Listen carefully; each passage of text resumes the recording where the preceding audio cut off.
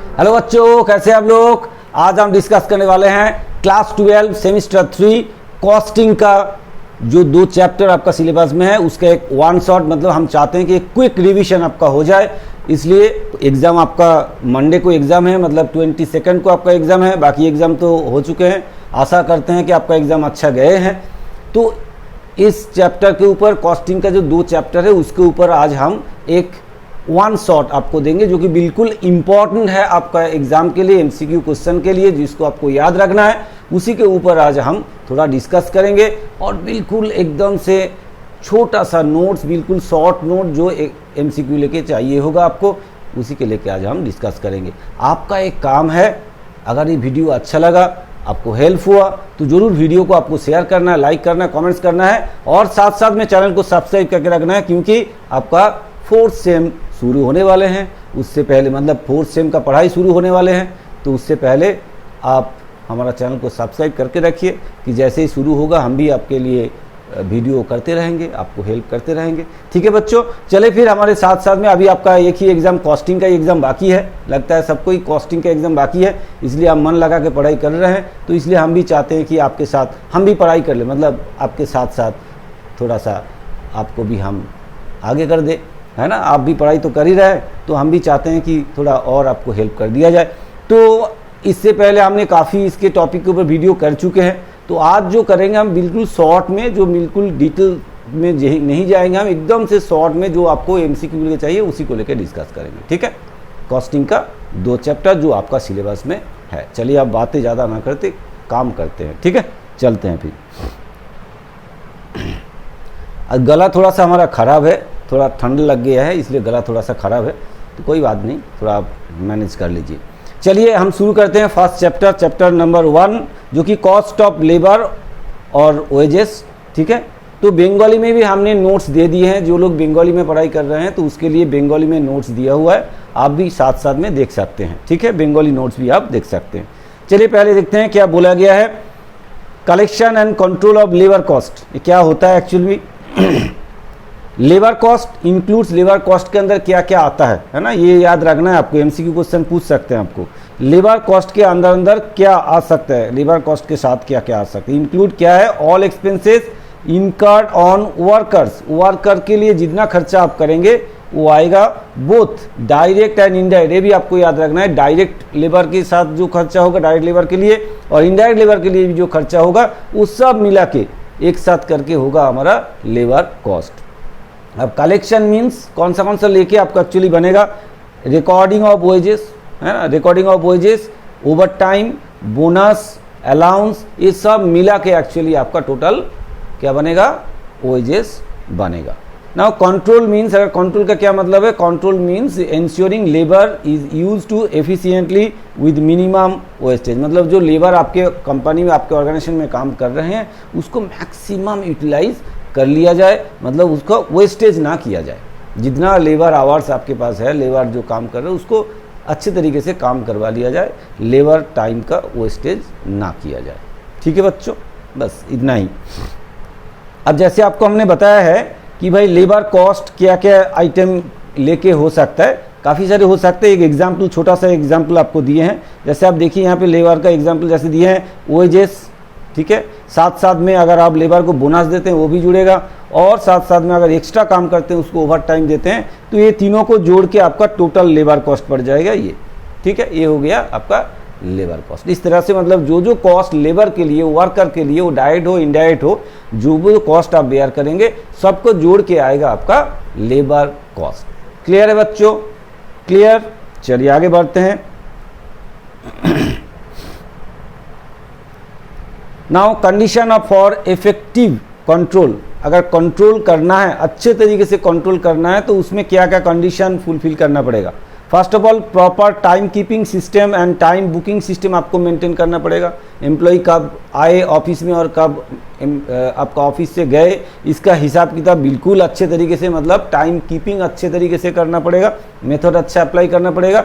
Next होता है time booking system, मतलब कोई वर्कर कोई जॉब के लिए कितना टाइम स्पेंड किए हैं पर्टिकुलरली, वो टाइम आपको प्रॉपर तरीके से बुकिंग करना पड़ेगा, तभी जाके आप अच्छे तरीके से कैलकुलेशन कर पाएंगे। नेक्स्ट आता है रेगुलर सुपरविजन। आपको कंटिन्यू सुपरविजन में रखना पड़ेगा। लेबर को आपने काम पे लगा दिया और आप चले घूमने, ऐसा नहीं चलेगा। आपको देखना पड़ेगा काम हो रहा है कि नहीं हो रहा है। अगर किसी को प्रॉब्लम आ रहा है तो वो प्रॉब्लम सॉर्ट आउट करना है आपको और करके काम आगे करवा लेना है। मतलब सुपरविजन बहुत ज़रूरी है। इंसेंटिव स्कीम, आपको क्या करना है, कुछ इंसेंटिव स्कीम भी आपको अप्लाई करना पड़ेगा, जिसमें क्या होगा कि लेबर को अगर एक्स्ट्रा पैसा मिले, उनका एफिशिएंसी वाइज अगर उसको अच्छा पैसा मिले तो काम करने में उसको मज़ा आएगा, वो मोटिवेट होगा। तो इसलिए इंसेंटिव स्कीम आपको अप्लाई करना पड़ेगा आपके लेबर पेमेंट सिस्टम में। नेक्स्ट होता है प्रॉपर लेबर बजटिंग। मतलब पहले से आपको लेबर कितना लगेगा, कौन से काम के लिए किस लेवल का लेबर लगेगा, स्किल, अनस्किल, सेमी स्किल, जितना लेबर लगेगा उसके पहले से आपको एक बजट करके रखना है और उस पर्पस में कितना खर्चा होगा वो भी पहले से आपको बजट करके रखना है। ठीक है, तो ये है हमारा कंडीशन। अगर इफेक्टिव कंट्रोल आप चाहते हैं, लेबर कॉस्ट कंट्रोल करना चाहते हैं, तो ये कंडीशन आपको सेटिस्फाई करना पड़ेगा। देखिए आपको क्वेश्चन आएगा इसी के आधार पे, क्योंकि इसमें क्वेश्चन ऐसे हो सकता है, एसेशन रीजनिंग में आपको इस तरह का क्वेश्चन पूछ सकते हैं। इस टाइप का क्वेश्चन हमने ऑलरेडी जो डिस्कस किए हैं, एमसीक्यू क्वेश्चन लेके डिस्कस भी किए हैं, कुछ सैम्पल पेपर भी आपको सॉल्व करके दिए हैं, उसमें भी था, आप देखेंगे। ठीक है, नेक्स्ट होता है direct and indirect cost, indirect labour cost. Direct and indirect labour cost, direct labour cost क्या होता है, paid to the worker directly engage in production. जो लोग डायरेक्टली प्रोडक्शन के साथ जुड़े हुए हैं उसको, जो वर्कर, उसको जो वेजेस दिया जाता है उसको बोला जाता है डायरेक्ट लेबर और डायरेक्ट वेजेस। और इनडायरेक्ट वेजेस किसको बोलेंगे, paid to supporting staff not directly involve in production. जो लोग सपोर्ट कर रहे हैं, डायरेक्टली प्रोडक्शन के साथ नहीं जुड़े हैं, उसको जो हम वेजेस पे करेंगे उसको बोलेंगे इनडायरेक्ट वेजेस। ठीक है, जैसे कि स्टोर में जो लोग काम करते हैं, स्टोर में जो लोग हेल्प करते हैं, या फ्लोर सफाई करने में जो लोग काम करते हैं, उसको भी वेजेस दिया जाता है, लेकिन वो लोग डायरेक्टली प्रोडक्शन के साथ नहीं जुड़े हैं, तो ठीक है, उनको बोलेंगे इनडायरेक्ट लेबर कॉस्ट। चलिए आगे बढ़ते हैं। जैसे प्राइम कॉस्ट, जैसे हम लोग निकालते हैं ना, प्राइम कॉस्ट का क्या फॉर्मूला आपने कॉस्ट शीट करके आ चुके हैं, आपको पता भी है। प्राइम कॉस्ट के अंदर क्या आता है, डायरेक्ट मटेरियल आता है, डायरेक्ट लेबर आता है और डायरेक्ट एक्सपेंसेस आता है। तो इसका मतलब डायरेक्ट वेजेस कहाँ आता है, प्राइम कॉस्ट के अंदर आता है, ये भी आपको ध्यान देना है। ठीक है, लेकिन इनडायरेक्ट वेजेस कहाँ आता है वो भी आपको यहाँ बता दें। इनडायरेक्ट वेजेस प्राइम कॉस्ट के अंदर नहीं आता है, कहाँ आता है, फैक्ट्री ओवरहेड में आता है। ठीक है, इनडायरेक्ट वेजेस जो है वो जनरली फैक्ट्री ओवरहेड में चार्ज किया जाता है। क्लियर है बच्चों, समझ में आया। ये भी क्वेश्चन आपका हो सकता है, डायरेक्ट लेबर इनडायरेक्ट लेबर, जैसे आपको पूछ सकते हैं कि कहाँ आता है, कहाँ इसको चार्ज किया जाता है। चलिए आगे बढ़ते हैं। और important factors for determination of wages. Wages determination करने के लिए, वेजेस कैलकुलेशन करने के लिए कुछ इंपॉर्टेंट फैक्टर जो उसमें इफेक्टेड होता है, करते हैं। तो देखते हैं फिर किसके हिसाब से, मतलब जिसके हिसाब से वेजेस कैलकुलेशन होता है, देखते हैं क्या फैक्टर्स है जो कि वेजेस डिटर्मिनेशन में आपका भाग लेते हैं। चलिए देखते हैं। एक होता है स्किल। डेफिनेटली जो वर्कर स्किल्ड वर्कर है, आप उसको ज़्यादा तनख्वाह देंगे, आपको देना चाहिए, क्योंकि भाई वो स्किल्ड है, वो अच्छा काम करते हैं, ज़्यादा प्रोडक्शन करते हैं, उसको ज़्यादा देना चाहिए। जो अनस्किल्ड लेबर होगा उसको आपको कम पे करना है। ठीक है, तो इस तरह से स्किल के ऊपर डिपेंड करेगा लेबर को कितना पेमेंट मिलेगा। नेक्स्ट है नेचर ऑफ द वर्क। देखिए जो काम है वो काम का नेचर आपको देखना है। अगर कोई इजी काम है, कुछ सॉफ्टली हो सकता है, हार्ड लेबर नहीं लगता है, तो उसमें थोड़ा सा तनख्वाह कम होगा, मतलब कॉस्ट वेजेस कम हो सकता है। जो हार्ड जॉब है, दिमाग लगाने वाला काम है, तो उसमें आप ज़्यादा वेजेस पे करेंगे। ठीक है ना, तो नेचर ऑफ द वर्क के ऊपर डिपेंड करता है। नेक्स्ट होता है कॉस्ट ऑफ लिविंग। अब देखिए जहाँ पे आपका फैक्ट्री है, जहाँ पे आप जो एम्प्लॉय को काम करवा रहे हैं, जो वर्कर को, वहाँ का जो लिविंग स्टैंडर्ड, जो कॉस्ट ऑफ लिविंग है, वो कॉस्ट ऑफ लिविंग आपको मेंटेन करके उनको तनख्वाह देना पड़ेगा। अगर वहाँ पे कॉस्ट ऑफ लिविंग ज़्यादा है तो आपको ज़्यादा सैलरी देना पड़ेगा, अगर कम है आप कम दे सकते हैं, क्योंकि उनका जीवन नहीं चलेगा, उनका परिवार नहीं चलेगा, तो उनका काम करने में मन नहीं लगेगा आपका फैक्ट्री। आप तो चाहेंगे कम पैसे में काम करवा दे, लेकिन उनका मन नहीं लगेगा काम करने में। ठीक है, नेक्स्ट होता है गवर्नमेंट लेजिस्लेशंस। गवर्नमेंट का कुछ लॉज है कि भाई मिनिमम इतना सैलरी आपको, मिनिमम इतना वेजेस वर्कर को देना पड़ेगा, तो आपको मेंटेन करना पड़ेगा, उतना वेजेस तो आपको मिनिमम देना ही पड़ेगा। ठीक है बच्चों, क्लियर है। नेक्स्ट होता है प्रोडक्टिविटी। प्रोडक्टिविटी के ऊपर डिपेंड करेगा, जो वर्कर ज़्यादा प्रोडक्टिव होगा, है ना, जितना प्रोडक्टिविटी ज़्यादा होगा उनको वेजेस ज़्यादा दिया जाएगा, प्रोडक्टिविटी कम होगा तो फिर कम दिया जाएगा। जैसे एग्जाम्पल दिया गया आपको यहाँ पे ए हाईली स्किल्ड वर्कर जरूर अर्न करेगा कितना 600 पर डे, मान लेते हैं कि एक high skill labour 600 per day उनको तनख्वाह मिलेगा। वहाँ पे एक अनस्किल लेबर को कितना मिलेगा, और ये हेल्पर जो बोल सकते हैं 300 मिलेगा। जैसे क्या है कि जो स्किल्ड है उसको हायर मिलेगा, जो अनस्किल्ड है भाई उसको कम मिलेगा, है ना। जो मेन मिस्त्री होता है उसका ज़्यादा तनख्वाह होता है, जो लेबर होता है उसका कम होता है। क्लियर है बच्चों, समझ में आया? चलो आगे बढ़ते हैं। नाउ आते हैं टाइम कीपिंग। टाइम कीपिंग क्या होता है? Method of recording workers arrival and departure time. Company में, फैक्ट्री में कब आए और कब फैक्ट्री से गए, ये जो रिकॉर्ड होता है उसको बोलते हैं टाइम कीपिंग। ये ध्यान पे रखिएगा, ठीक है। टाइम कीपिंग का मतलब फैक्ट्री में कब आए और कब फैक्ट्री से गए, ये जो टाइम गैप है, ये जो रखना पड़ता है, ये हिसाब, इसी को बोलते हैं टाइम कीपिंग। ये टाइम कीपिंग का ऑब्जेक्टिव क्या है, क्यों टाइम कीपिंग किया जाता है? First of all prevent late coming and absenteeism. कोई अगर टाइम पे 9 बजे आपका ड्यूटी है, कोई 10 बजे आ रहा है, ऐसे तो नहीं चलेगा ना, लेट आता है। या कभी कभार वो डूब मर देते हैं, नहीं आते हैं लेकिन फिर भी बोलते हैं कि हम तो आए थे, तो अगर ऐसे होगा तो मुश्किल हो जाएगा। तो इसलिए टाइम कीपिंग करना बहुत ज़रूरी है। नेक्स्ट होता है एक्यूरेट वेजेस कैलकुलेशन। अगर टाइम कीपिंग आप नहीं करेंगे, कब आए कब गए, या आए या नहीं आए, वो नहीं पता चलेगा, तो आपको वेजेस कैलकुलेशन करना नहीं आएगा, कर नहीं पाएंगे आप। इसलिए अगर प्रॉपर वेजेस कैलकुलेशन करना है तो टाइम कीपिंग बहुत ज़रूरी है। नेक्स्ट होता है basis for over time payment. अगर किसी एम्प्लॉय को ज़्यादा काम करवा के हम पैसा दे रहे हैं तो ज़्यादा टाइम वो है कि नहीं, वो पता चलना चाहिए। कितना टाइम वो कंपनी में, फैक्ट्री में स्पेंड किया, उसके आधार पे आप उनको ओवर टाइम का पेमेंट करेंगे। नेक्स्ट होता है लेबर कॉस्ट कंट्रोल। डेफिनेटली अगर लेबर को आप कंट्रोल नहीं करेंगे, कब आए कब गए ऐसे चलता रहा, तो वो आया नहीं आया फिर भी आपको पैसा देना पड़ेगा, तो लेबर कॉस्ट कैसे आप कंट्रोल करेंगे? तो अगर लेबर कॉस्ट कंट्रोल करना है तो एम्प्लॉयज़ का, वर्कर का टाइम कीपिंग बहुत ज़रूरी है। ठीक है बच्चों, क्लियर है, समझ में आया? चलिए, ये सब आपका किस में क्वेश्चन आ सकता है? ये क्वेश्चन आपका एक्चुअल में एसेशन रीजनिंग में पूछ सकते हैं या मैचिंग में भी दे सकते हैं। मेथड्स, अटेंडेंस रजिस्टर, क्या क्या मेथड हम अप्लाई करते हैं टाइम कीपिंग के लिए, क्या मेथड अप्लाई करते हैं? अटेंडेंस रजिस्टर, ये बहुत ही पुराना मेथड है। अटेंडेंस रजिस्टर अभी भी कहीं गवर्नमेंट सेक्टर में हो सकता है चलता है, लेकिन प्राइवेट सेक्टर में अब भाई रजिस्टर जनरली नहीं मेंटेन होता है। बड़े कंपनी में तो नहीं होता है, छोटा मोटा कंपनी में अगर हो भी सकता है। जनरली रजिस्टर मेथड अभी लगभग नहीं यूज़ किया जाता है, ठीक है, बड़े कंपनी में। और एक होता है टोकन सिस्टम से। रजिस्टर मेथड क्या है? रजिस्टर रहता है, एम्प्लॉय आता है, अपना साइन करवाते हैं, टाइम लिखते हैं और जाते हैं, फिर जाते वक्त अपना टाइम लिखते हैं, फिर निकालते हैं। तो इसको बोला जाता है register method.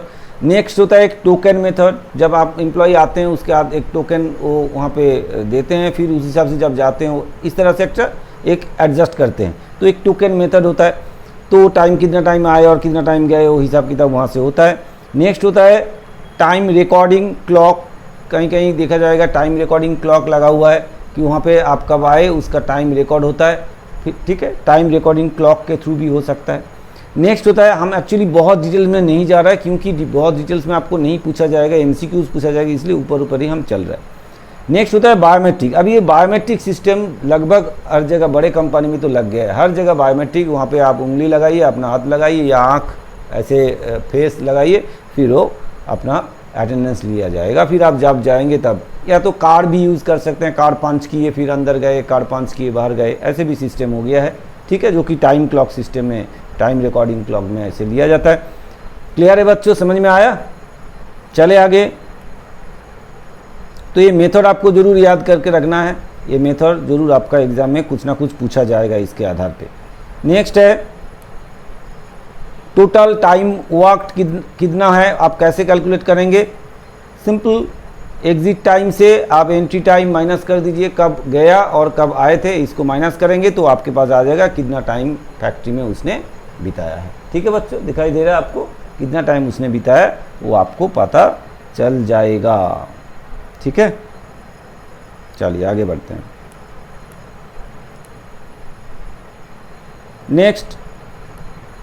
Difference between time keeping and time booking. अब देखिए, अब कंफ्यूज मत हो जाइए, टाइम कीपिंग और टाइम बुकिंग दोनों अलग मैटर है ना, थोड़ा सा समझ लीजिए।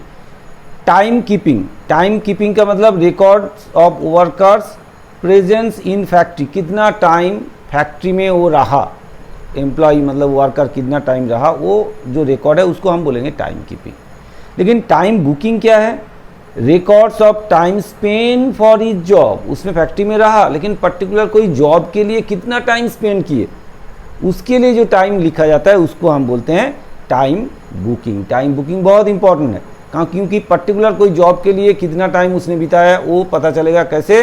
टाइम बुकिंग के साथ, टाइम कीपिंग में नहीं पता चलेगा। ठीक है बच्चों, समझ में आया? क्लियर है? दोनों में डिफरेंस क्या है? ये होता है फैक्ट्री में कितना टाइम रहा, और टाइम बुकिंग होता है कितना टाइम उसने पर्टिकुलर जॉब के लिए दिया है।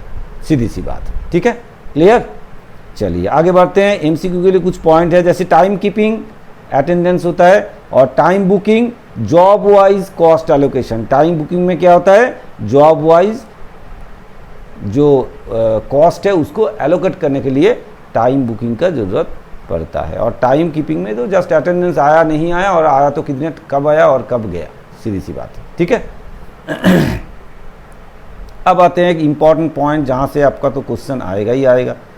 Idle time. आइडल टाइम क्या होता है? आइडल टाइम क्या होता है? आइडल टाइम क्या होता है? Time for which workers are paid but no work is done. आप पैसा देते हैं लेकिन वो काम नहीं करते। जिस टाइम के लिए, जितना टाइम के लिए आप पैसा वर्कर को पेमेंट करते हैं लेकिन वो काम नहीं करता उस टाइम पे, तो उसको हम बोलते हैं आइडल टाइम। ठीक है बच्चों, उसको बोलते हैं आइडल टाइम। क्लियर है? कॉजेज क्यों आइडल टाइम होता है? एक्चुअली कुछ नॉर्मल आइडल टाइम होता है, कुछ एबनॉर्मल आइडल टाइम होता है। नॉर्मल आइडल टाइम जो है वो क्यों होता है और एबनॉर्मल आइडल टाइम क्यों होता है वो देखते हैं। पहले एबनॉर्मल देख लेते हैं। एबनॉर्मल आइडल टाइम ये एक्चुअली फेलियर, पावर फेलियर। अगर मान लीजिए इलेक्ट्रिसिटी कट हो गया तो मशीन बंद है, वर्कर बैठे रहेगा। और क्या हो सकता है? मशीन ब्रेक डाउन हो गया, मशीन खराब हो गया तो वर्कर को बैठे रहना पड़ेगा। शॉर्टेज ऑफ मटेरियल, अगर मटेरियल शॉर्टेज हो गया, प्रोडक्शन के लिए जो रॉ मटेरियल यूज़ होता है वो शॉर्ट हो गया तो काम बंद है, तो उसके लिए लेबर बैठे रहेगा।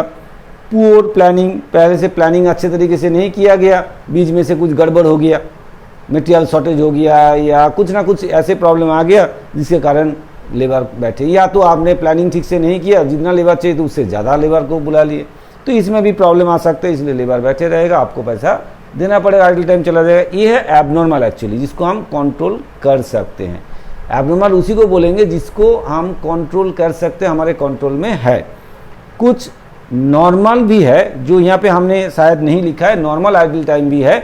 नॉर्मल आइडल टाइम है, लिखा तो है, लेकिन नॉर्मल आइडल टाइम के एग्जाम्पल आपको देते हैं। नॉर्मल आइडल टाइम का मतलब क्या होता है? जो टाइम को हम कंट्रोल नहीं कर सकते, इतना टाइम तो आपका नॉर्मली वेस्टेज होगा ही। जैसे मान लीजिए रूटीन मेंटेनेंस, क्वेश्चन आएगा आपका एग्जाम में, है ना? रूटीन मेंटेनेंस, अभी मेरा बात याद रख लीजिएगा, लिख लीजिएगा। रूटीन मेंटेनेंस ऑफ मशीनरी, तो उसके लिए जो टाइम वेस्ट होता है उसको हम बोलेंगे नॉर्मल आइडल टाइम। ठीक है, उसको बोलेंगे नॉर्मल आइडल टाइम।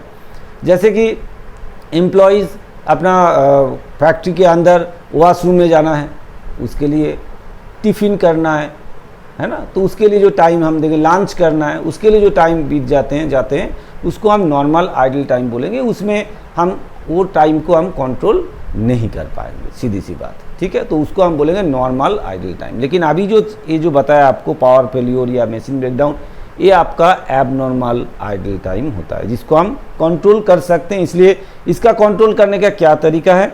जैसे प्रॉपर मशीन मेंटेनेंस, अभी जैसे बोला कि मेंटेनेंस के लिए टाइम देना पड़ता है, उसके लिए भी हो सकता है लॉसेज, तो प्रॉपर मशीन को प्रॉपर तरीके से मेंटेन करना चाहिए रेगुलर वाइज। नेक्स्ट क्या है? नेक्स्ट हम गुड प्रोडक्शन प्लानिंग, पहले से अच्छे तरीके से प्लानिंग करके प्रोडक्शन प्लान करना चाहिए, अच्छे तरीके से प्लान करना चाहिए प्रोडक्शन के लिए, तो फिर टाइम वेस्टेज नहीं होगा। नेक्स्ट और क्या है? इफेक्टिव सुपरविजन, और सुपरविजन जो है वो प्रॉपर तरीके से करना पड़ेगा कि मटेरियल शॉर्टेज ना हो जाए, है ना, वर्कर ठीक से अपना टाइम पे काम करे, वो देखना, प्रॉपर सुपरविजन करेंगे तो एबनॉर्मल आइडल टाइम जो है उसको हम कंट्रोल कर सकते हैं। ठीक है बच्चों, क्लियर है? समझ में आया? आगे चलते हैं। आज थोड़ा सा तबीयत खराब है, गला खराब है, डिस्टर्ब हो रहा है बार बार। नेक्स्ट आइडल टाइम कैसे कैलकुलेशन करेंगे, ये क्वेश्चन आपका एग्जाम में आने का चांसेस है बहुत। जैसे आइडल टाइम इक्वल टू क्या लिखेंगे, ऐसे फिल इन द ब्लैंक्स दे सकते हैं। Idle time equal to time keeping, देखिए idle time equal to time keeping minus time booking, ठीक है, time keeping minus time booking होगा, ठीक है, time keeping minus time booking. यहाँ से थोड़ा सा गलत चीज़ यहाँ आ गए हैं, इसको हटा देते हैं, आप कंफ्यूजन मत हो जाइए। चलिए, तो time idle time equal to time keeping minus time booking, ठीक है बच्चों, time keeping minus time booking. चलिए आगे बढ़ते हैं। आइडल टाइम कॉस्ट कितना होगा, idle time cost equal to idle hours, जितना टाइम लेबर चुपचाप बैठे हैं बिना काम के, इनटू जो वेज रेट, जिस रेट वेजेस आप देते हैं। जैसे मान लीजिए 2 घंटा आपका आइडल टाइम चला गया और हर घंटे के लिए आपका जो नॉर्मल रेट है 100 रुपया करके आप देते हैं, तो टोटल आपका जो आइडल टाइम कॉस्ट कितना हो जाएगा, आइडल टाइम कॉस्ट कितना हो जाएगा, 2 घंटा इंटू 100 रुपये करके दिया आपने, 100 रुपीज़ पर घंटे के लिए, तो कितना हो जाएगा 200 रुपया। तो ये हो जाएगा आइडल टाइम कॉस्ट हो जाएगा, ठीक है। क्लियर है बच्चों, समझ में आया। आगे बढ़ते हैं। टाइप ऑफ आइडल टाइम, जो अभी आपको बताए थे, टाइप ऑफ आइडल टाइम क्या क्या किस किस टाइप का हो सकता है। एक होता है नॉर्मल आइडल टाइम, जो अभी आपको बताया, एंड एबनॉर्मल आइडल टाइम, जो अभी ऑलरेडी आपको डिस्कस कर दी है। तो 2 टाइप का आइडल टाइम, एक नॉर्मल आइडल टाइम, एक abnormal idle time. Normal idle time को हम कंट्रोल नहीं कर सकते, लेकिन एबनॉर्मल आइडल टाइम को हम कंट्रोल कर सकते हैं, ठीक है बच्चों, क्लियर। आगे बढ़ते हैं, क्योंकि 2 चैप्टर खत्म करना एक ही शॉर्ट में। अकाउंटिंग ट्रीटमेंट, आप देखिए नॉर्मल आइडल, ये भी क्वेश्चन आ सकता है एमसीक्यू में आपका। नॉर्मल आइडल टाइम का क्या अकाउंटिंग ट्रीटमेंट होता है। नॉर्मल आइडल टाइम को हम क्या करते हैं, फैक्ट्री ओवरहेड में चार्ज कर देते हैं, और एबनॉर्मल आइडल टाइम जो होता है उसको हम costing profit and loss account में चार्ज करते हैं। ध्यान रखिएगा, इसी के ऊपर एमसीक्यू आपका आएगा, ठीक है। एबनॉर्मल आइडल टाइम को क्या करेंगे, कॉस्टिंग प्रॉफिट एंड लॉस में चार्ज करेंगे। नॉर्मल आइडल टाइम को हम फैक्ट्री ओवरहेड में चार्ज करते हैं। आगे बढ़ते हैं। ओवर टाइम का क्या मतलब होता है, ओवर टाइम का क्या मतलब होता है, work done beyond normal working hours. मतलब आपका दिया गया है वर्किंग आवर्स 10 घंटा, मान लीजिए 8 घंटा, 8 आवर्स एक दिन में आपको करना है, लेकिन आपने काम कितना किए, 10 घंटा किए, तो ओवर टाइम कितना हो जाएगा, over time equal to 10 minus 8, that is 2 hours. तो 2 घंटा आपका ओवर टाइम हो गया। जितना नॉर्मल टाइम है उससे एक्स्ट्रा जितना टाइम आप स्पेंड करेंगे तो उसको हम बोलेंगे ओवर टाइम, ठीक है। अगर ओवर टाइम का वेजेस कितना होगा, जितना आपने ओवर टाइम किए और जितना आपने ओवर टाइम आवर्स बिताए, और जो ओवर टाइम रेट है, ओवर टाइम के लिए रेट एक्स्ट्रा होता है, एक्चुअली नॉर्मल रेट से ज़्यादा होता है। अगर मान लीजिए इसी में देखेंगे 2 घंटा आपने बिताया, ओवर टाइम रेट आपका 200 रुपया करके पर आवर, तो कितना हो जाएगा, 400 रुपया आपको ओवर टाइम कॉस्ट पड़ जाएगा। एम्प्लॉयज़ को अगर नॉर्मल टाइम के ज़्यादा आप काम करवाएंगे, ओवर टाइम करवाएंगे, इन जनरल क्या होता है कि जो रेट आपका नॉर्मल रेट होता है उससे कभी कभार 2 गुना या 1.5 गुना हो सकता है ओवर टाइम रेट, ठीक है बच्चों, क्लियर, समझ में आया। चले आगे।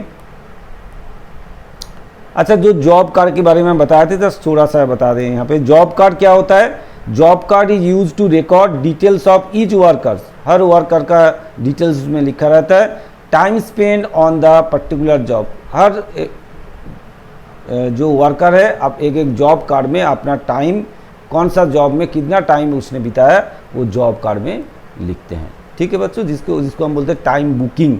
वो जॉब कार्ड के थ्रू टाइम बुकिंग होता है, ठीक है।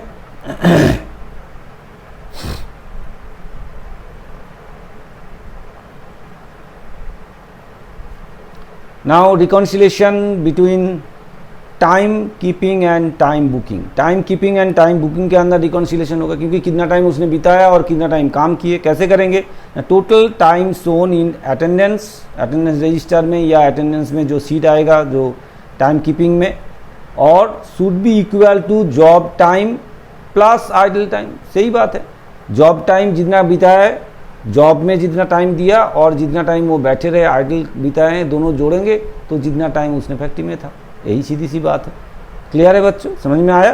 तो इसका मतलब है time keeping equal to time booking hours plus idle hours, सीधी सी बात है। अगर टाइम मान लीजिए टाइम कीपिंग आवर्स है 8 घंटा और उसने टाइम बुकिंग किए हैं 6 घंटा, तो इसका मतलब है 2 घंटा आपका क्या चला गया, आइडल टाइम चला गया। तो 8 घंटा उसने बिताया तो उसमें 6 घंटा काम किए, 2 घंटा आपका आइडल टाइम चला गया। ठीक है बच्चों, क्लियर?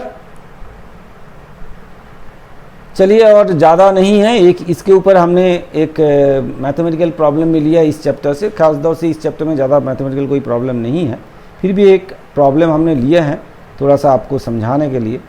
चलिए देखते हैं, ऐसे कुछ पूछ भी सकता है आपको। क्या बोला गया देखिए, workers normal wage rate is 60। ठीक है, नॉर्मल वेज रेट है 60 और पर आवर है। ही वर्क 50 आवर्स, 50 घंटा काम किए हैं, इंक्लूडिंग 5 आवर्स ओवर टाइम, उसमें 5 घंटा ओवर टाइम बिताए हैं। तो over time is paid double the normal rate, अभी आपको बताया over double the normal rate में उसको दिया गया है, मतलब जितना नॉर्मल रेट है उसका डबल पैसा उसको ओवर टाइम के लिए दिया जाता है। Out of 50 hours 4 hours where idle time बिताया है to power cut, power failure हो गया था इसलिए। तो अब आपको पूछा गया है कि भाई उनको कितना नॉर्मल वेजेस दिया जाएगा, नॉर्मल टाइम उसने कितना बिताया है। अब इसमें नॉर्मल टाइम कितना है देखिए, टोटल जो 50 घंटा काम किए उसमें से 5 घंटा है उसका ओवर टाइम। ठीक है, और ओवर टाइम 5 घंटा ओवर टाइम है, तो उसमें से फिर आइडल टाइम बिताया उसने कितना, 4 घंटा।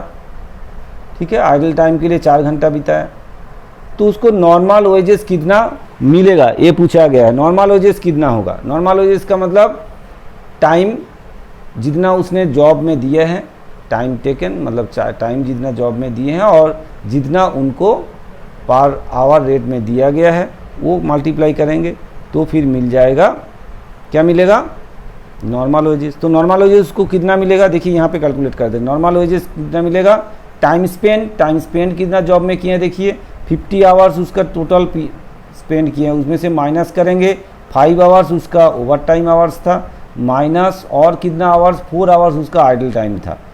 तो कितना हो गया, इनटू रेट कितना है ₹60 करेंगे तो कितना आएगा देखिए, 50 से 5 फिर 1 4 1 माइनस 41 इंटू 60 होगा, 41 इंटू 60 होगा। तो चलिए 41 इंटू 60 तो 0 0 0 फिर 6 1 जा 6 24 दैट इज 0642 2460। ठीक है, 2460 ये हो गया आपका। ठीक है, और ओवर टाइम वेजेस कितना होगा, जितना ओवर टाइम उसने बिताया, कितना बिताया है 5 घंटा, इंटू रेट कितना मिलेगा भाई, रेट मिलेगा, बोला है कि डबल रेट दिया जाएगा, तो इसका मतलब है 5 into ₹60 into ₹60 into 2 double rate है ना। तो कितना हो जाएगा भाई, 60 इंटू 2 120 इंटू 5 कितना हो जाएगा, या ऐसे मल्टीप्लाई कर ले, 600 रुपया हो जाएगा। ठीक है, तो 600 रुपया मिला। आइडल टाइम कॉस्ट कितना पड़ा देखिए, आइडल टाइम कॉस्ट कितना पड़ा, आइडल टाइम के लिए कितना देना पड़ा, 4 घंटा आइडल टाइम है तो 4 घंटा रेट कितना होगा, नॉर्मल रेट दिया जाएगा ₹60 तो वो हो जाएगा 240। ठीक है, तो टोटल वेजेस कितना हो जाएगा, सबको जोड़ दीजिए, 0 0 10 1 11 2 13 3 1 3 तो 3300 आपका टोटल कॉस्ट पड़ गया। तो ऐसे आपको आइडल टाइम का, ऐसे आपको ओवर टाइम का, या ऐसे आपको टोटल वेजेस कैलकुलेशन करना पड़ेगा। ठीक है बच्चों, क्लियर है, समझ में आया। ऐसे यहाँ से कुछ छोटा मोटा क्वेश्चन आपको न्यूमेरिकल दे सकते हैं फर्स्ट चैप्टर से। इन जनरली फर्स्ट चैप्टर से मैथमेटिकल क्वेश्चन ज़्यादा नहीं है। तो नेक्स्ट चैप्टर फिर चलते हैं।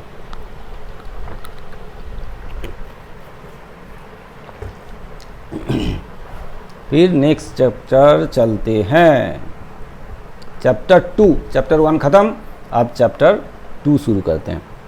ठीक है बच्चों, तो मेथड्स ऑफ रेमुनरेशन, इसी में ज़्यादा बच्चे को प्रॉब्लम है। यहाँ पे कैलकुलेशन वगैरह है, यहाँ से तो मैथमेटिकल प्रॉब्लम आपका क्वेश्चन में आएगा, तो इसलिए आपको यहाँ पे अच्छा ध्यान से इसको प्रैक्टिस करना है और करना भी है।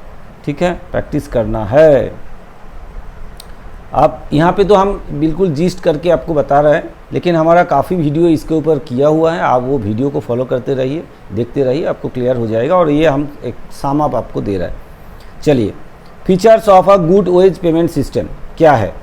एक गुड वेज पेमेंट सिस्टम, एक गुड वेज पेमेंट सिस्टम का क्या फीचर्स होना चाहिए? एक good wage payment system should ensure fair wages, है ना, एम्प्लॉय को फेयर वेजेस मिलना चाहिए। मोटिवेट वर्कर्स, वर्कर को मोटिवेट करे, काम करने में इच्छा आए उनका मन से। एंड कंट्रोल लेबर कॉस्ट, और लेबर कॉस्ट को अपना काबू में रखे। ठीक है, ऐसे सिस्टम मेंटेन करना है जिसमें एम्प्लॉयज़ को फेयर वेजेस मिले, वो मोटिवेटेड हो काम करने के लिए, और कॉस्ट जो है, लेबर कॉस्ट जो, वो कंट्रोल में रहे। ठीक है बच्चों, क्लियर? बंगालीज़ के लिए बंगाली में भी हमने दिए हैं, आप देख लीजिए जो बंगाली वाले हैं। ठीक है, मेन फीचर्स क्या है इसका, चलिए देखते हैं। एक होता है सिंप्लिसिटी, जो मेथड हम यूज़ करेंगे, जो सिस्टम हम रखेंगे, वो बिल्कुल सिंपल होना चाहिए, जो कि सबको समझ में आए। फेयरनेस, जो मेथड हम अप्लाई करेंगे वो बिल्कुल फेयर होना चाहिए, उसमें किसी को भी अनफेयर ट्रीट ना किया जाए। नेक्स्ट होता है इकोनॉमी, जो मेथड हम अप्लाई करेंगे उसमें मतलब वर्कर का भी बेनिफिट मिले, या साथ साथ में मतलब वर्कर को भी बेनिफिट मिले, साथ साथ में फैक्ट्री को ज़रूर बेनिफिट मिले, मतलब वो इकोनॉमी हो, मतलब कम खर्चा हो, इसमें मिनिमम खर्चे में ज़्यादा प्रोडक्शन कर पाए। नेक्स्ट और क्या है, इंसेंटिव टू एफिशिएंसी, मतलब जो लोग जितना एफिशिएंट है उसके हिसाब से उसको तनख्वाह मतलब सैलरी या वेजेस दिया जाए। तो जो एफिशिएंट है भाई उसको इंसेंटिव मिलना चाहिए, जो इनएफिशिएंट है उसको ना मिले। ठीक है, ऐसे देखना है, ऐसे मेथड देना है कि प्रैक्टिस करना है, ऐसे मेथड अप्लाई करना है कि एफिशिएंसी का ज़रूर सम्मान किया जाए, है ना उसको काम करने में और अच्छा मज़ा आए, वो देना चाहिए उनको। फ्लेक्सिबिलिटी, एक्चुअली क्या है, हर चीज़ चेंजेबल है, सोसाइटी चेंजेबल है, इन्वायरमेंट चेंजेबल है, तो हर जगह चेंजेबल है। जो सिस्टम है वो भी ऑर्गेनाइजेशन वाइज प्रॉपर तरीके से उसको एडप्ट कर पाए, चेंज के साथ, कोई भी चेंजेज आया उसके साथ साथ एडप्ट होके आगे जा पाए, ऐसे सिस्टम लेना चाहिए। मतलब कोई रिजिड सिस्टम नहीं होना चाहिए कि अगर ज़रूरत पड़े उसको चेंज करना पड़े तो चेंज ना कर पाए, ऐसा नहीं होना चाहिए। ठीक है बच्चों, क्लियर है? चलते हैं आगे। Now principle to be considered in fixing remuneration, क्या प्रिंसिपल हम यहाँ अप्लाई करेंगे, चलिए देखते हैं। Equal pay for equal work, first of all equal pay for equal work, same काम के लिए सेम पेमेंट सबको करना चाहिए। ठीक है, इसमें कोई अनफेयरनेस नहीं रहना चाहिए।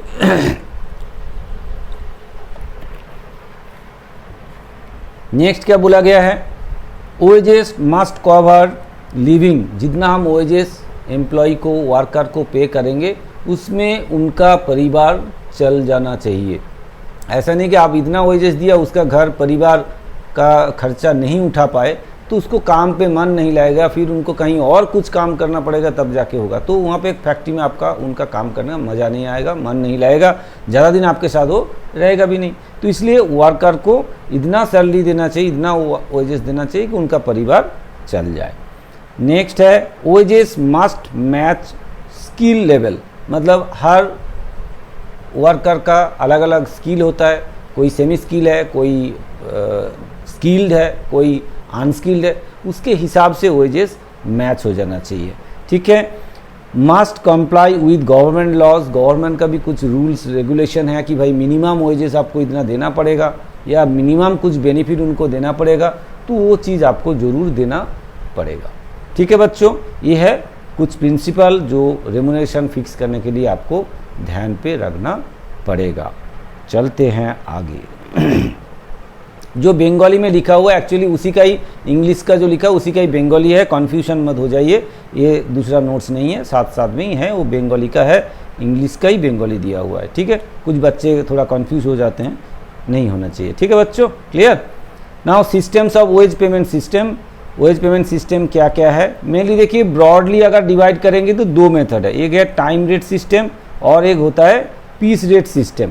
प्लस उसके साथ जैसे वेरिएशन लाइक कुछ वेरिएशन भी है, जैसे टेलर्स का, मेरिक्स का कुछ सिस्टम है ना, डिफरेंशियल पीस रेट सिस्टम है। और साथ साथ में कुछ बोनस प्रीमियम सिस्टम भी है जो कि आपका सिलेबस में इस बार नहीं है, आपका फोर्थ सेम में वो सिलेबस में आएगा। हल से रोवान प्लान ये सब रहेगा, कुछ बोनस प्लान रहेगा, वो आपका नेक्स्ट सेम में है, इसलिए हम इस सेम में इस लेक्चर में हम डिस्कस भी नहीं करेंगे उसके ऊपर। तो अभी देखिए जैसे कि टाइम रेट सिस्टम, पहले हम आते हैं टाइम रेट सिस्टम में। टाइम रेट सिस्टम में क्या बोला गया है, wage payment, wage are paid according to time work not output. कितना प्रोडक्शन किया वो नहीं देखा जाता है, सिर्फ कितना प्रोडक्शन किया है नहीं देखना है, आपने कितना टाइम बिताए हैं, कितना टाइम लिए हैं काम पे, उसी के हिसाब से आपको वेजेस दिया जाता है। जैसे यहाँ पे अर्निंग इक्वल टू फार्मूला क्या है, टाइम वर्कड मतलब कितना आवर्स आपने टाइम काम किए हैं इनटू रेट पर आवर और पर डे। ठीक है बच्चों, ऐसे कैलकुलेशन किया जाता है। तो एक चीज़ आपको मैं बता दूं, एक्चुअली क्या है कि कब टाइम रेट सिस्टम अप्लाई करें, कब टाइम रेट अप्लाई करें और कब पीस रेट अप्लाई करें, ये आपको ध्यान पे रखना चाहिए। थोड़ा बहुत हम बता देते हैं क्योंकि इसके आधार पे आपको एमसीक्यू क्वेश्चन आएगा। टाइम रेट तभी हम अप्लाई करते हैं जहाँ पे क्वालिटी ज़्यादा इंपॉर्टेंट होता है। ठीक है बच्चों, एक आप ध्यान पे रखिएगा, मन में इसके ऊपर क्वेश्चन जरूर आएगा कि टाइम रेट सिस्टम तभी हम अप्लाई करते हैं जहाँ पे क्वांटिटी से क्वालिटी ज़्यादा इंपॉर्टेंट है। और एक जगह हो सकता है ऐसा कुछ काम है जिसको हम छोटा छोटा टुकड़े में बांट नहीं सकते, ऐसे कुछ काम है जहाँ पे टाइम रेट सिस्टम ही आपको अप्लाई करना पड़ेगा। और जो बहुत ही ज़्यादा क्रिटिकल टिपिकल जॉब है उसके लिए generally time rate system apply किया जाता है। ठीक है बच्चों, क्लियर है। नेक्स्ट देखिए कुछ एक प्रॉब्लम लिए हैं, जैसे वर्क किए हैं 48 आवर्स और रेट पर आवर 50 करके हैं, तो उनको अर्निंग कितना होगा। देखिए अर्निंग कितना होगा, इजी है। अर्निंग इक्वल टू अभी बताया आपको टाइम वर्क इनटू रेट पर आवर और डे। तो टाइम कितना बिताया उसने 48 और रेट कितना है ₹50। ठीक है, तो मल्टीप्लाई कर दीजिए, 0 5 8 40 0 4 है 5 20 24। ठीक है, 2400 होगा। ठीक है बच्चों, क्लियर। आगे बढ़े, चलते हैं फिर।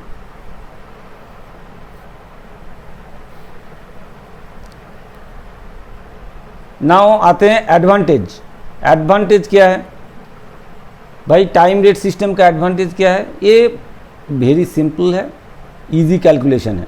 फर्स्ट ऑफ ऑल ये बिल्कुल सिंपल, अभी आपको दिखाया कितना टाइम लिया और कितना टाइम रेट क्या है, मल्टीप्लाई करो आंसर आ जाएगा। और क्या है, इंश्योर क्वालिटी ऑफ वर्क, अभी आपको बताया है कि जहाँ पे क्वालिटी है कि वो टाइम लेके आराम से करे लेकिन ठीक ठाक क्वालिटी बनाए, क्वालिटी ठीक रहता है इसमें। नेक्स्ट होता है worker security, stable income. Worker एक सिक्योरिटी होता है कि भाई हम तो काम करेंगे, घंटे जितना घंटा टाइम बिताएंगे उसी हिसाब से हमको तनख्वाह मिल जाएगा। पीस रेट सिस्टम में ये प्रॉब्लम होता है कि कितना हमने बनाया उसी हिसाब से हमको मिलेगा, जो स्किल है वो ज़्यादा बना देगा उसको ज़्यादा मिल जाएगा, और जो कम स्किल है वो उसको कम मिलेगा, क्योंकि वो कम बनाएगा तो उसको कम मिलेगा। मतलब स्किल वाइज तो यहाँ भी डिफरेंस हो सकता है, लेकिन क्या है कि यूनिट के हिसाब से अगर स्किल देखा जाए तो फिर मुश्किल हो जाएगा। तो इसमें वर्कर को एक सिक्योरिटी के भाई हमको तो इतना तनख्वाह मिल ही जाएगा, लेकिन पीस रेट में वो नहीं होता है। डिसएडवांटेज क्या है, डिसएडवांटेज क्या है, no incentive for higher productive. वही आपको बताया अभी, जिसने ज़्यादा प्रोडक्शन किया, ज़्यादा काम किए, कोई कम काम किए, ज़्यादा जिसने काम किया उसको एक्स्ट्रा करके कुछ बेनिफिट नहीं मिलता है, इंसेंटिव नहीं मिलता है, सबको इक्वल सैलरी मिलता है, इक्वल तनख्वाह मिलता है।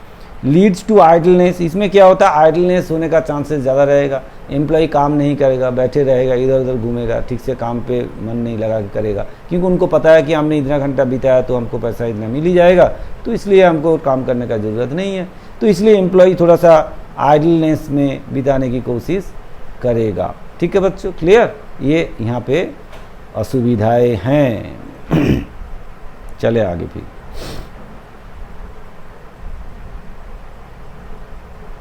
Now piece rate system, piece rate system में कैसे होता है, जैसे wages are paid according to the number of units produce, कितना नंबर ऑफ यूनिट प्रोड्यूस किए उसके आधार पे वेजेस दिया जाता है इसमें। जो जितना बनाएगा उसी हिसाब से पर पीस के हिसाब से मल्टीप्लाई करके उसको तनख्वाह मिलेगा।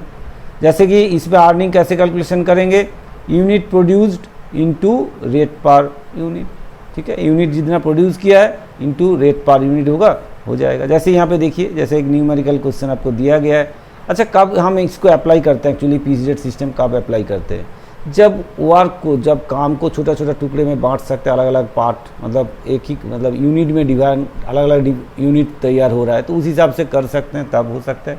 दूसरी बात है जहाँ पे क्वांटिटी ज़्यादा इंपॉर्टेंट है क्वालिटी से, ऐसे चीज़ें उसमें क्वालिटी में कोई फ़र्क, बहुत ज़्यादा फ़र्क नहीं आएगा, आराम से करने से वो हो जाएगा। इस तरह का कुछ है, जैसे कि क्वालिटी में कोई फ़र्क नहीं पड़ता, मतलब क्वालिटी में कोई दिक्कत नहीं आएगा, मतलब क्वांटिटी को ज़्यादा इंपॉर्टेंस दिया जाएगा जहाँ पे क्वालिटी से, तब हम पीस रेट सिस्टम अप्लाई करेंगे, ठीक है। नेक्स्ट क्या है, एक न्यूमेरिकल दिया गया है यहाँ पे, देखिए न्यूमेरिकल में क्या बोला गया है, यूनिट प्रोड्यूस्ड इक्वल टू 200 दिया है, रेट पर यूनिट ₹5, क्योंकि हमारा जो फॉर्मूला है unit produce unit rate per unit लिखेंगे तो कितना हो जाएगा फिर, तो फिर अर्निंग कितना हो जाएगा, अर्निंग इक्वल टू फिर यूनिट प्रोड्यूस कितना 200, रेट पर यूनिट कितना है ₹5, 200 इंटू 5 कितना हो जाएगा भाई ₹1000, ठीक है, दिखाई दे रहा है भाई, ठीक है, ₹1000 हो जाएगा आपका अर्निंग, ठीक है, क्लियर। चलिए आगे बढ़ते हैं। फिर इसका एडवांटेज क्या है, एडवांटेज क्या है इसका, एनकरेज हायर प्रोडक्टिविटी, हाँ भाई, क्योंकि उनको जितना वो ज़्यादा प्रोडक्शन करेगा उसको उतना तनख्वाह ज़्यादा मिलेगा, तो ऐसे ही वो दौड़ भाग के प्रोडक्शन करेगा, है ना। नेक्स्ट होता है रिवार्ड फॉर एफिशिएंसी, जो अच्छा प्रोडक्शन करेगा उसको एफिशिएंसी इसका ज़्यादा होगा, उसको एक्स्ट्रा पैसा मिलेगा, जो इनएफिशिएंट होगा उसको कम मिलेगा। और दूसरी बात क्या है, और भी एक एडवांटेज है इसमें, क्या एडवांटेज है भाई, स्किल अनस्किल लेबर को इक्वल पैसा नहीं दिया जाता है, तो इसलिए क्या होता है कि स्किल एम्प्लॉयज़ जो है वो बेनिफिटेड होता है इसमें, ठीक है। लेकिन प्रॉब्लम तो है, कुछ प्रॉब्लम तो है, चलिए देखिए आगे। अच्छा, और एक प्रॉब्लम जो आपको, जो प्रॉब्लम मतलब अच्छा है इसमें, एडवांटेज क्या है कि भाई आइडल टाइम नहीं हो पाता, क्योंकि एम्प्लॉयज़ को पता है जितना ज़्यादा काम करेंगे उतना ज़्यादा तनख्वाह मिलेगा, हम चुपचाप बैठे रहेंगे तो कम पैसा नहीं मिलेगा, तो इस हिसाब से आइडल टाइम जनरली नहीं बिताएगा, वो चाहेगा ही जितना ज़्यादा प्रोडक्शन किया जाए, ठीक है बच्चों। चले फिर डिसएडवांटेज क्या है, डिसएडवांटेज ये है कि मे कॉम्प्रोमाइज़ क्वालिटी, कभी कभार क्या होता है ज़्यादा प्रोडक्शन के चक्कर में, बहुत ज़्यादा प्रोडक्शन में लग गए तो प्रोडक्ट का जो क्वालिटी है ना वो घट सकता है, क्वालिटी में इफेक्ट हो सकता है, ठीक है। नेक्स्ट होता है वर्कर इनकम अनस्टेबल, ये तो बात सही है भाई, उनको पता नहीं आप जितना बनाएंगे उतना पैसा मिलेगा, उनको सियोरिटी नहीं है कि हम कितना आज बना पाएंगे, कितना बन पाएगा। जो स्किल है उसके लिए फिर भी ठीक है, जो अनस्किल है उसके लिए तो बहुत ही मुश्किल हो जाएगा भाई, डे का जो कितना जितना मिनिमम उनको चाहिए इनकम वो नहीं हो पाएगा, क्योंकि उनका जो प्रोडक्टिविटी कम है वो कम बनाएगा तो फिर कम पैसा मिलेगा, तो इसलिए वर्कर का इनकम में कोई स्टेबिलिटी नहीं रहता है, मतलब अनस्टेबल इनकम है ये।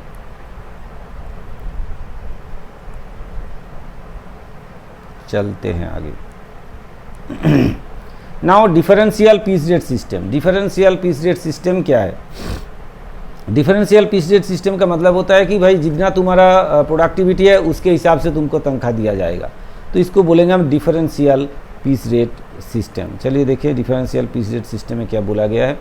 एक होता है differential piece rate system, Taylor's differential piece rate system, ठीक है, जिसमें दो रेट के बारे में उसने बताया है। एक होता है बिलो स्टैंडर्ड, अगर प्रोडक्शन करते हैं तो उसको लोअर रेट मिलेगा। इन जनरली उसने बताया कि भाई 80% ऑफ नॉर्मल रेट जो कि लोअर रेट है, और अबव स्टैंडर्ड आउटपुट होता है, स्टैंडर्ड एंड अबव अगर उसका आउटपुट होता है तो उनको मिलेगा भाई higher rate, above standard and standard, standard and above actually है ना, अगर 100% या 100% से ज़्यादा होता है तो उनको मिलेगा हायर रेट। इन जनरली क्या होता है कि 120% ऑफ नॉर्मल रेट उसको दिया जाता है, ठीक है। तो जो एफिशिएंट है उसको मिलेगा रिवार्ड, जो इनएफिशिएंट है उसको मिलेगा पनिशमेंट, सीधी सी बात है। टेलर के सिस्टम में जो एफिशिएंट उसको मिलेगा रिवार्ड, जो इनएफिशिएंट उसको मिलेगा पनिशमेंट, ठीक है।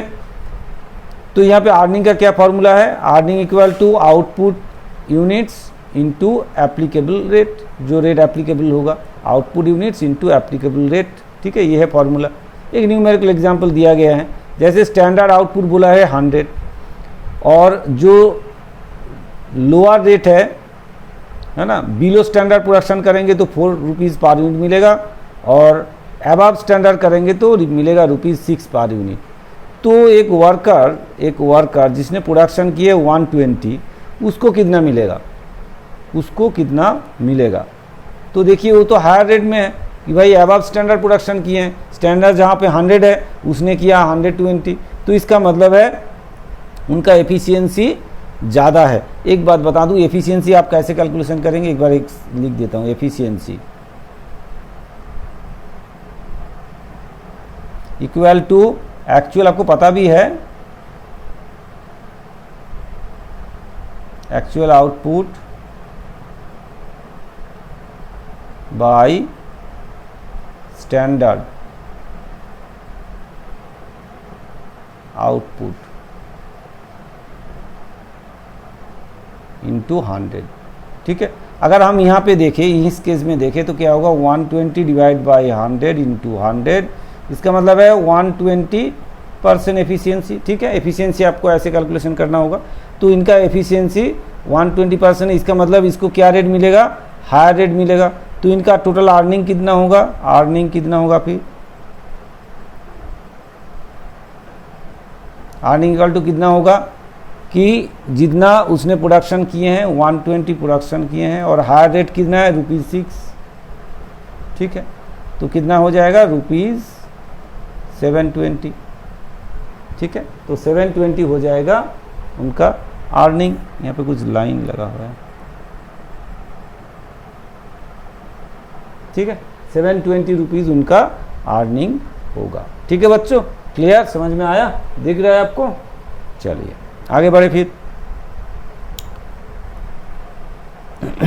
नेक्स्ट आता है मेरिक्स मल्टीपल पीस रेट सिस्टम, ठीक है, मेरिक मल्टीपल पीस रेट, इसको आपको बहुत ध्यान से याद रखना है। इसके ऊपर आपका MCQ क्वेश्चन जरूर आएगा, मैचिंग क्वेश्चन आपको इसके ऊपर दे सकते हैं।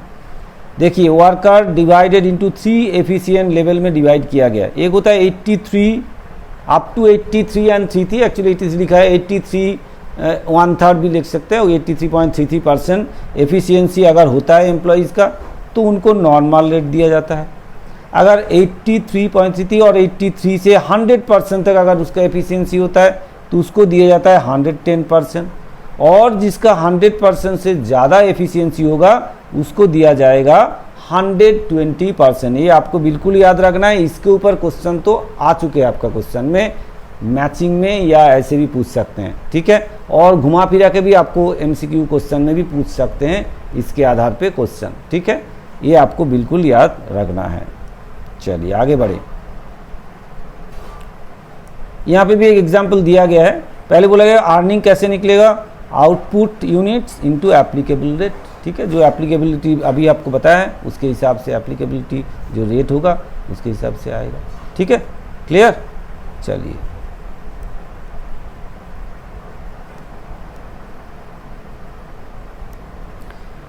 तो देखिए यहाँ पे प्रोडक्शन स्टैंडर्ड आउटपुट है 100 और उसने प्रोडक्शन किए हैं कितना 95, तो एफिशिएंसी क्या होगा, देखिए एफिशिएंसी अभी आपको बताया, एफिशिएंसी होगा 95/100 इंटू 100, है ना, इजिकल टू कितना हो जाएगा 95%। तो इसका मतलब है ये कौन सा रेंज में पड़ता है आपका, देखिए आपका कौन सा रेंज में आता है 95%, इसका मतलब है ये 83 से 100% तक, मतलब उसको क्या मिलेगा 110% ऑफ नॉर्मल रेट मिलेगा।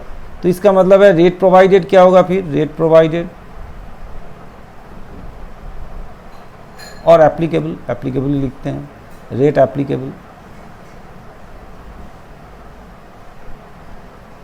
कितना होगा, नॉर्मल रेट है 5, तो 5 इंटू 110%, तो इसका मतलब कितना हो जाएगा 5.5, ठीक है, 5.5 रेट मिलेगा। तो इनका वेजेस कितना होगा, कैसे निकलेगा, earning earning equal to 95 into 5.5, तो 95 इंटू 5.5 करेंगे तो इनका अर्निंग आ जाएगा।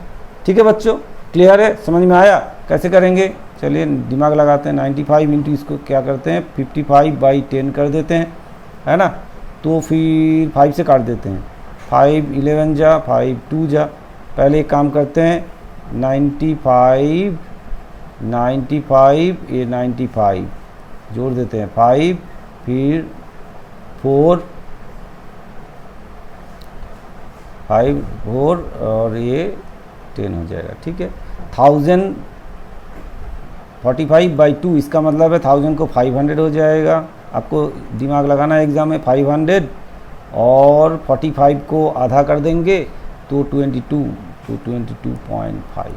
ठीक है, 522.5 इनका अर्निंग हो जाएगा। आपका एग्ज़ाम में एक्चुअली बहुत फास्ट करना पड़ेगा, जितना जल्दी करना है आपको इस तरह से कि फास्ट करना है आपको कैलकुलेशन, तो 522.50 हो गया आपका वही। ठीक है, क्लियर है बच्चों, समझ में आया? चले आगे, चलते हैं आगे। चलो, कैलकुलेटर यूज़ नहीं करना है आपको, जल्दी करना है, प्रैक्टिस करके रखो। Now graduated time rate system. Graduated time rate system क्या है? ग्रेजुएटेड टाइम रेट सिस्टम का मतलब है worker gets higher rate after crossing certain time. जैसे ओवर टाइम के लिए जैसे एक टाइम आपका नॉर्मल रेट है, अगर उससे ज़्यादा टाइम आपने काम किए या सर्विस प्रोवाइड किए तो आपको एक्स्ट्रा मतलब रेट आपको ज़्यादा दिया जाएगा। इस तरह से हो सकता है। फॉर एग्जांपल फास्ट 40 आवर्स काम करेंगे तो 50 रुपीज़ पर आवर दिया जाएगा। अगर एडिशनल आप आवर्स काम करेंगे, उसके बाद भी आप काम करेंगे, एक्स्ट्रा आवर्स काम करेंगे, तो आपको ₹60 पर आवर दिया जाएगा। ठीक है बच्चों, क्लियर? इस तरह से होता है ग्रेजुएटेड टाइम रेट सिस्टम। अब आते हैं हम जितने सारे सिस्टम के बारे में आपको बताए हैं, उस सिस्टम का एक एडवांटेज डिसएडवांटेज का समरी करके आपके पास दिया गया है। ठीक है, एडवांटेज क्या है, डिसएडवांटेज क्या है, हम समरी करके आपको दे दिए हैं कि क्विक आपको याद रह जाए और आप लिख के भी रख सकते हैं इसको। देखिए क्या बोला गया है, ये सिस्टम है आपका advantage disadvantage. First of all time rate system का एडवांटेज क्या है?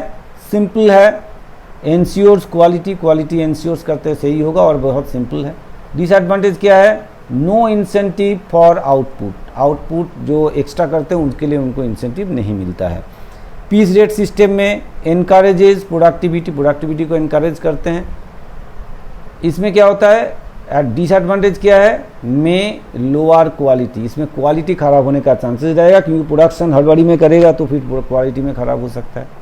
Taylor's differential piece rate system में एक फ़ायदा क्या है, एडवांटेज है, रिवार्ड्स टू एफिशिएंसी, मतलब जो एफिशिएंट है उसको रिवार्ड दिया जाता है।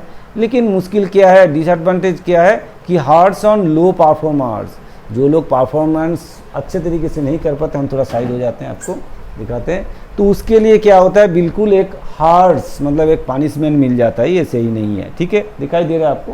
ठीक है, नेक्स्ट क्या बोला गया है, मेरिक्स मल्टीपल सिस्टम में क्या है, मोटिवेट वर्कर को मोटिवेट करते हैं भाई कि जितना ज़्यादा प्रोडक्शन करो, जितना अच्छा तुम्हारा एफिशिएंसी उतना ज़्यादा तुमको मिलेगा।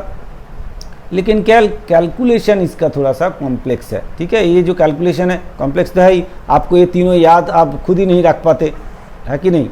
ये जो अभी बताया है, जो मेरिक का सिस्टम है, आपको याद नहीं रहता तो बार बार पढ़ना पड़ता है, बार बार रट्टा मारना पड़ता है, प्रैक्टिस करना पड़ता है, वो याद नहीं रहता, तो थोड़ा सा कॉम्प्लेक्स तो है ही, है कि नहीं बच्चों? कॉम्प्लेक्स है। चलिए, तो सर आप तो पढ़ाते रहे हम तो बोर हो गए, ऐसा हो रहा है क्या? बोर हो रहा है क्या आप लोग?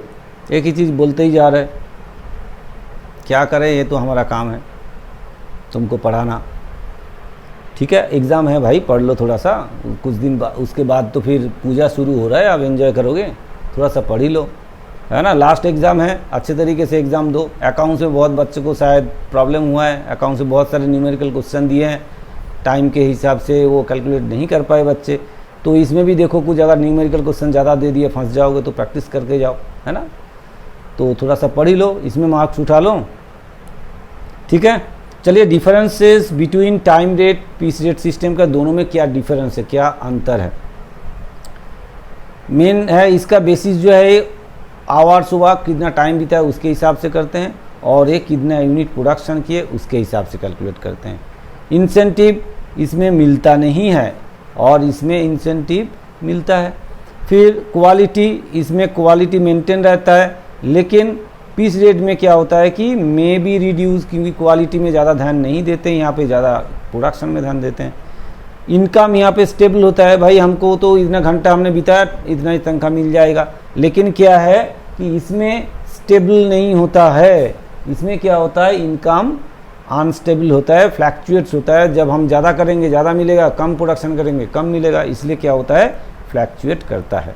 ठीक है बच्चों, क्लियर, समझ में आया। ये लगभग जिस्ट आपको हमने बताए हैं, पूरा जिस्ट जितना था चैप्टर्स का वो आपको बताए हैं। आप ज़रूर इसको देखिए, आपको एक बार मतलब क्विक रिवीजन भी हो जाएगा, और साथ साथ में बुक्स भी ज़रूर पढ़ते रहिए और एक्स्ट्रा करके प्रैक्टिस भी करते रहिए। हमारे काफ़ी वीडियोस पहले डिटेल्स में वीडियो दिया हुआ है काफ़ी इसी के ऊपर, और कुछ सैम्पल पेपर भी सॉल्व करके दिए हैं हर चैप्टर के ऊपर, MCQ भी अलग से भी करके दिए हैं, तो आप ज़रूर उसको देखिए तो फिर डिटेल में, तो टाइम है आपके पास, क्लियर हो जाएगा। और ये आपका क्विक एक मतलब रिवीजन के लिए हमने किए हैं ये। चलिए आगे देखते हैं, एक प्रॉब्लम भी हमने लिए हैं ना, आपके लिए एक प्रॉब्लम भी हमने लिए हैं, सॉल्व करके आपको दिखा है, क्योंकि ऐसे प्रॉब्लम एग्ज़ाम में तो पूरा प्रॉब्लम नहीं आएगा, इसका कुछ पार्ट प्रॉब्लम आपके पास आ सकता है, तो इसलिए हमने एक प्रॉब्लम लिए हैं, उसी को लेके शायद पिछले भी कोई वीडियो में भी ऐसे प्रॉब्लम हमने सॉल्व करके दिखाए तो है ही, लेकिन फिर भी आप एक बार आपको दिखा देते हैं कि आपको थोड़ा सा समझ में आ जाए, क्लियर हो जाए, एक बार सम्स कैसे सॉल्व करेंगे आप। चलिए देखते हैं क्या बोला है। On the basis of the following information calculate the earnings of A and B under straight piece rate, Taylor's differential piece rate system and Merrick's multiple piece rate system. ठीक है, ऐसे कैलकुलेशन करना है आपको। चलिए क्या बोला है, स्टैंडर्ड प्रोडक्शन आवर्स आपको दिया है 8 यूनिट्स पर आवर, हर घंटे में आप 8 बनाएंगे। नॉर्मल रेट पर आवर दिया है आपको 40। ठीक है, ये सब ध्यान देना है आपको। Now differential to be applied, differential applied किसके लिए, जनरली टेलर के लिए बोला है। 80% देना है आपको बिलो स्टैंडर्ड को, और 120% देना है आपको नॉर्मल, जो क्या है, जो नॉर्मल रेट है उसका 120% देंगे, जो standard and above standard production करेंगे। ठीक है, तो इन 9 आवर्स, इसमें देखिए 9 आवर्स का डे है, ए प्रोड्यूस किए हैं 54 और बी ने प्रोड्यूस किए हैं कितना, 72 यूनिट्स, और साथ में सी भी है। अच्छा यहाँ पे सी नहीं दिया गया है, सी भी है, सी ने प्रोडक्शन किए हैं 90 यूनिट्स। तो इसमें बोला गया है कि भाई ये तीनों मेथड जो है, इस तीनों मेथड में आपको क्या करना है, तीनों मेथड में आपको अर्निंग कितना होगा ABC का वो निकालना है। ठीक है, ये थोड़ा सा लंबा चौड़ा साम्स है। चलिए फिर चलते हैं, फिर है ना, फटाफट करते हैं। आपको इतना बड़ा साम्स तो खैर नहीं दिया जाएगा, आपको छोटा साम्स ही दिया जाएगा, जस्ट पार्टली साम्स दिया जाएगा। ठीक है, चलिए फिर सॉल्व करते हैं। क्या बोला गया है, पहले स्टेट पीस रेट सिस्टम, अगर स्टेट पीस रेट सिस्टम में चलेंगे उससे पहले एक चीज़ आपको करना है कि स्टेट पीस रेट सिस्टम में तो करेंगे, सब सिस्टम में करेंगे, लेकिन पीस रेट क्या है वो नहीं पता आपको, वो कैलकुलेट कर लेना है। तो एक एक करके करते हैं। Piece rate, piece rate per unit, piece rate per unit कितना होगा, देखिए पीस रेट पर यूनिट कितना होगा, 40 रुपया दिया जा रहा है आपको 1 घंटे के लिए, और 1 घंटे में 8 बनाते हैं। ऐसे पार्ट क्वेश्चन भी आपको एग्जाम में पूछा जा सकता है। ठीक है, तो 1 घंटे में 8 बनाते हैं, तो पर यूनिट कितना हो जाएगा, 40 डिवाइड बाई 8, इसका मतलब है रुपीज़ कितना, 5। तो नॉर्मल रेट आपको मिल गया है, पीस रेट मतलब पीस नॉर्मल रेट जो है वो ₹5 है। ठीक है, क्लियर। आप देखिए स्टैंडर्ड प्रोडक्शन कितना है, स्टैंडर्ड प्रोडक्शन स्टैंडर्ड प्रोडक्शन कितना होगा, बोला है कि 1 घंटे में आप 40 बनाएंगे, सॉरी 1 घंटे में आप बनाएंगे 8 यूनिट्स, और आपको काम कितना घंटा करना है, 9 आवर्स में कितना बनाएंगे, तो 9 इंटू 8, तो इसका मतलब है 72 यूनिट्स। ठीक है, 72 यूनिट्स आपको बनाना है। एक एक करके धीरे धीरे हम आगे बढ़ रहे हैं। अगर एक नंबर 1 में हम देखें तो आपको पूछा गया कि स्ट्रेट पीस रेट सिस्टम, तो स्ट्रेट पीस रेट सिस्टम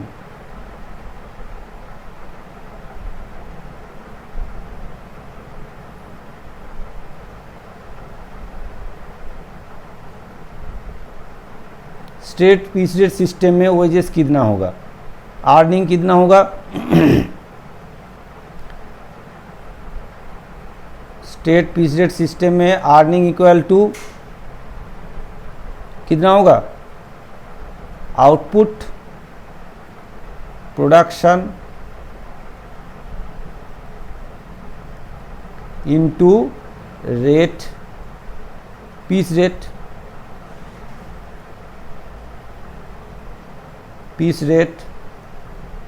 पर यूनिट, और पीस रेट भी लिख सकते हैं।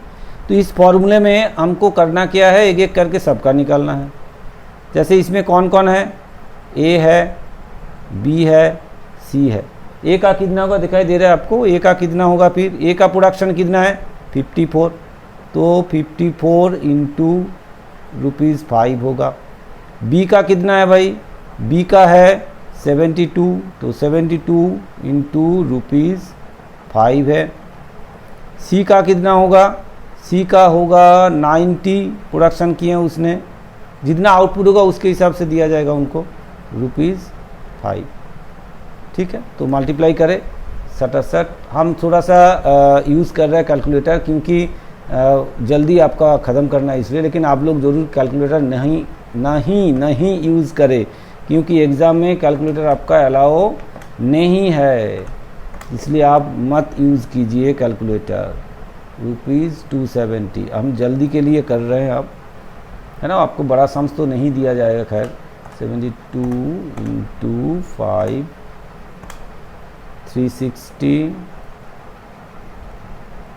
फिर 90 तो 450 होगा।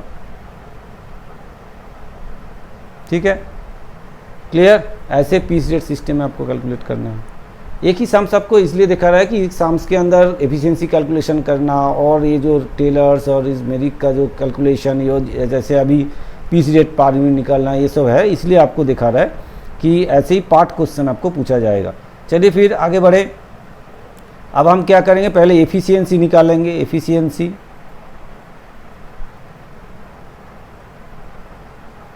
एफिशिएंसी निकालेंगे। एफिशिएंसी इक्वल टू फॉर्मूला क्या है, actual production by standard production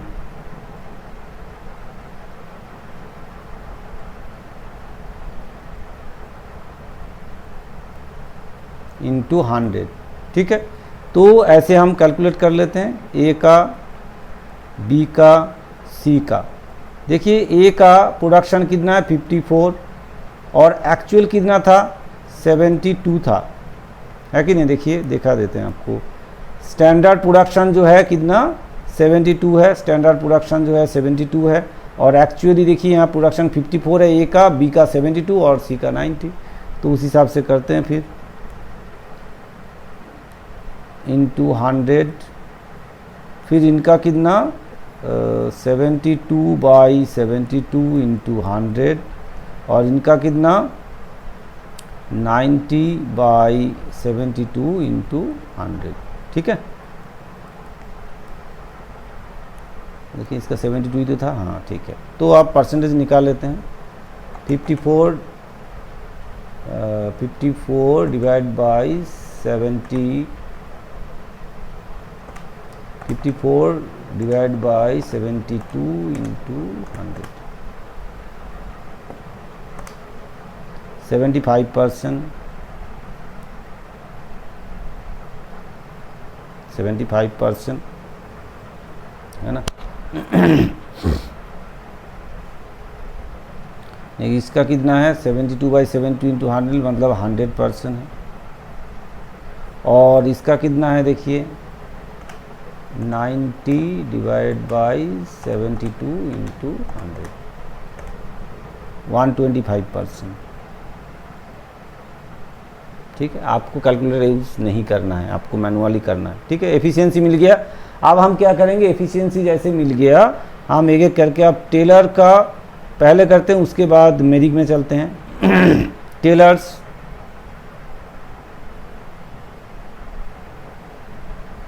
tailors का जो सिस्टम है उसमें चलते हैं।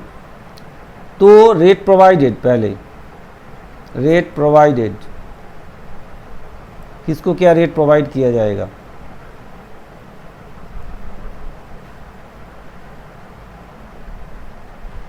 देखिए ए बी एंड सी।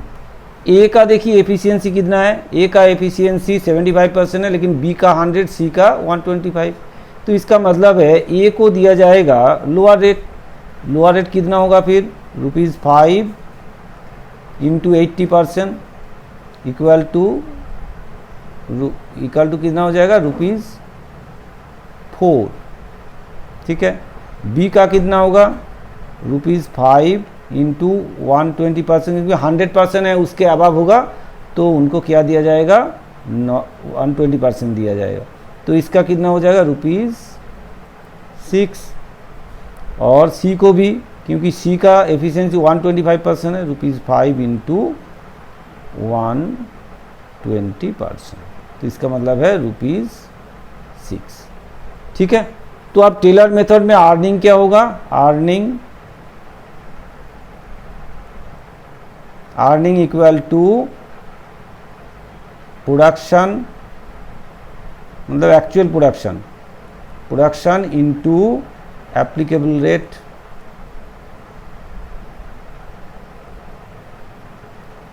ठीक है, तो चले फिर पहले ए का, बी एंड सी। ए का देखिए क्या होगा, ए का तो मतलब एफिशिएंसी कम था, ए को कितना ₹4 करके प्रोवाइड किया गया, तो 54 यूनिट इंटू ₹4। इसका 72 है इंटू ₹6। इसका है 90 यूनिट प्रोडक्शन हुआ है और ₹6 करके मिलेगा। तो मल्टीप्लाई करें 54 इंटू 4, तो आ गया आपका 216। फिर 72 इंटू 6 आएगा 432, और इनका आएगा 90 इंटू 6 तो 540। ठीक है, इस तरह से आपको कैलकुलेट करना है टेलर मेथड में। अब हम आते हैं मेरिक में। देखिए मेरिक में आपको अभी पिछले इसमें बताया मेरिक का जो सिस्टम है, और इसमें देखिए क्या बोला गया है, मेरिक मेथड में भी करना है। अब मेरिक मेथड में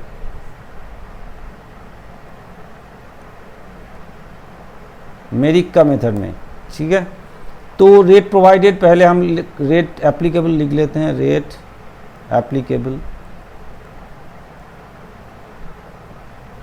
रेट एप्लीकेबल क्या होगा, ए बी सी। ए का एफिशिएंसी 75% है, तो इसका मतलब 83% से कम है, तो नॉर्मल रेट मिलेगा।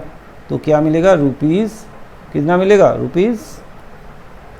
रेट होगा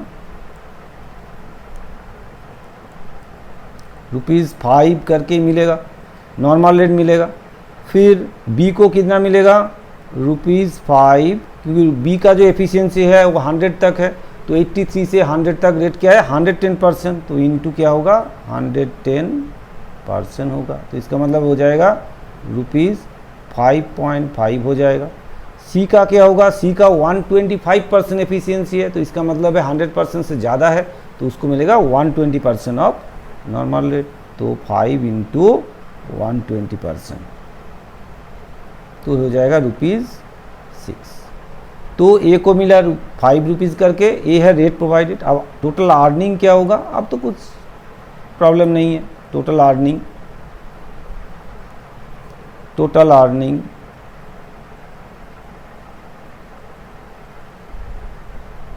इक्वल टू क्या होगा, आउट प्रोडक्शन मतलब actual production into rate applicable.